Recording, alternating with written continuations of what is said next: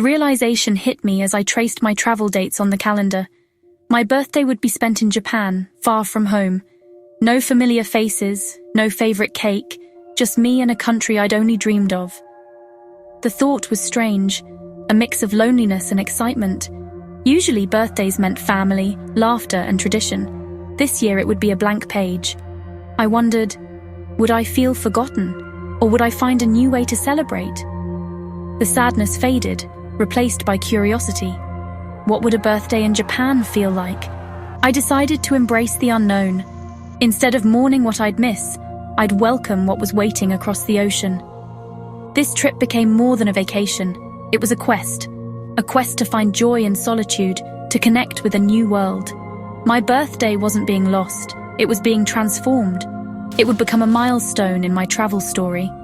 I chose to see it as an adventure, not a loss. The world felt big, and I was ready to step into it. I would celebrate in my own way, wherever I was. This was my chance to write a new story, and I was excited to see how it would unfold. As my departure date neared, anticipation replaced nerves.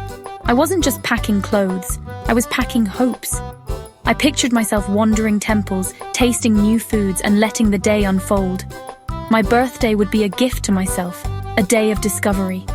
I learned a few Japanese phrases, konnichiwa, arigato, small keys to connection. I didn't expect deep conversations, just moments of respect and shared smiles. My goal wasn't to recreate home, but to create something new. Friends and family cheered me on from afar, their encouragement a comfort. I realized I wasn't truly alone. I carried their love with me. On the flight, the world below looked vast, and I felt small in the best way. I had no set plans, just a list of places and foods to try. I left my birthday open to chance, ready for surprises. As the plane descended, I felt peaceful. I was exactly where I was meant to be. The unknown no longer scared me, it thrilled me. I was ready to let Japan shape my day. This was my adventure, and I was open to whatever came. My birthday would be a story of serendipity. I was ready to begin. The journey had already changed me. Kyoto, ancient, serene, alive with history. Unlike Tokyo's neon rush, Kyoto moves quietly. Bamboo forests whisper, temple stones cool beneath your feet. Tradition isn't just preserved, it's lived. Geishas glide through Gion's cobbled streets, incense and green tea scent the air.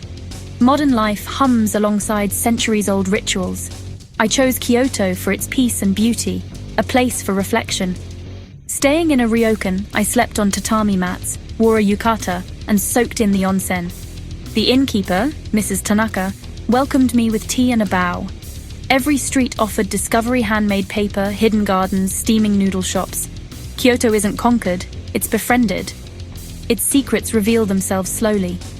My birthday here would be more than a celebration. It would be a conversation with history and nature. I felt inspired to slow down and listen. The city itself was a gift. Each moment felt meaningful, each detail a treasure. I knew this was the perfect place for my journey. Kyoto was teaching me to be present. My birthday would be a day of quiet wonder. I was ready to let the city shape my story. I woke to gentle rain and soft light in my ryokan room. No birthday calls, just the peaceful sound of water and the scent of earth. I slid open the screen, gazing at the manicured garden, every detail perfect. My planned visit Kinkakuji, the Golden Pavilion.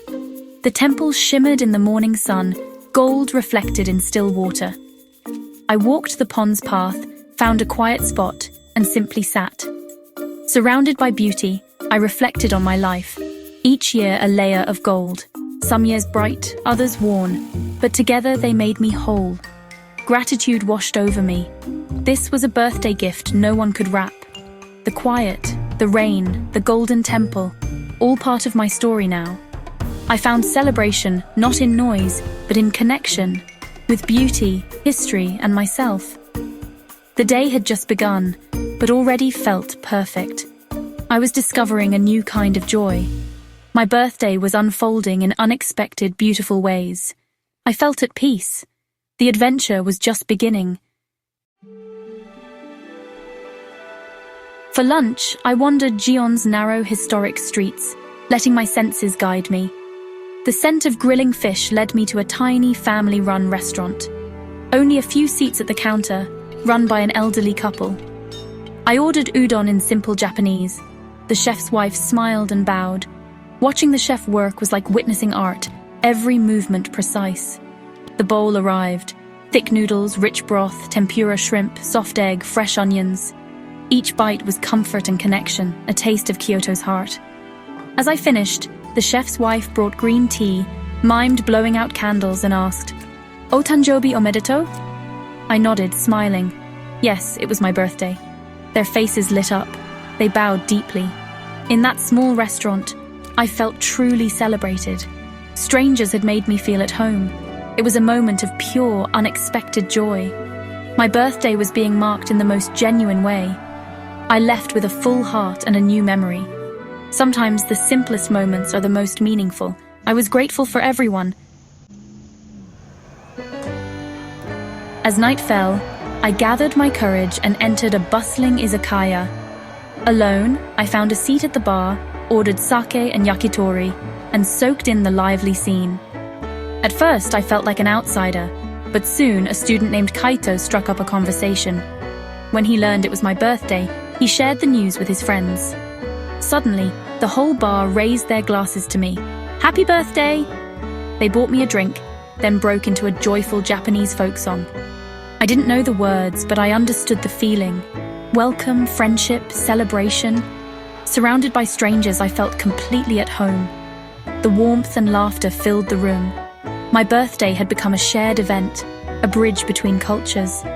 I realized that connection can happen anywhere, even far from home. The night was alive with possibility. I was grateful for the courage to step inside. This was a birthday I'd never forget.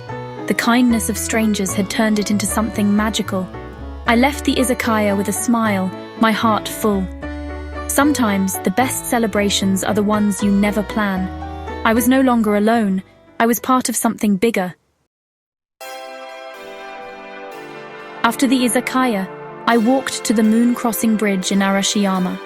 The night was cool, the bridge softly lit, the river below calm. I paused in the middle, reflecting on my day, the golden temple, the meal, the new friends. Suddenly, small fireworks burst across the sky, red, green, gold. It wasn't a grand show, just a few sparks, but it felt like a private celebration. I watched, tears of gratitude in my eyes. The universe seemed to wink at me, offering one last birthday gift.